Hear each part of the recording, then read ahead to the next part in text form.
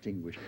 For some weeks we have been discussing the possibility, the probability, the certainty of having some sort of a balicatan, which in Filipino means shoulder to shoulder, I'm told, activity in this year, 03.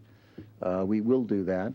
We are still in the process of discussing exactly how we ought to do that and what shape it ought to take, what makes the most sense from their standpoint, which is what our interest is, and what we can do and they can do in a manner that's consistent with each of our circumstances.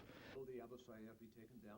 Isn't that really the objective? The goal is to have the Philippine military. The goal is to have the Philippine military capable and successful in dealing with the terrorist problems that exist in that country.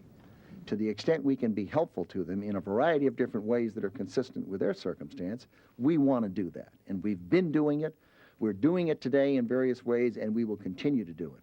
Provide the maximum benefit to them and do it in a way that is... there are all kinds of ways that Iraqis could be brought to justice.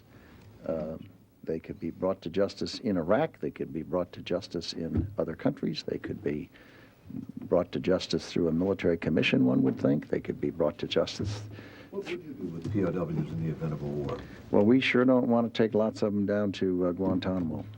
But you had something in position. To say that. There were officials here in the Department of Defense who were authorized to speak on background and describe.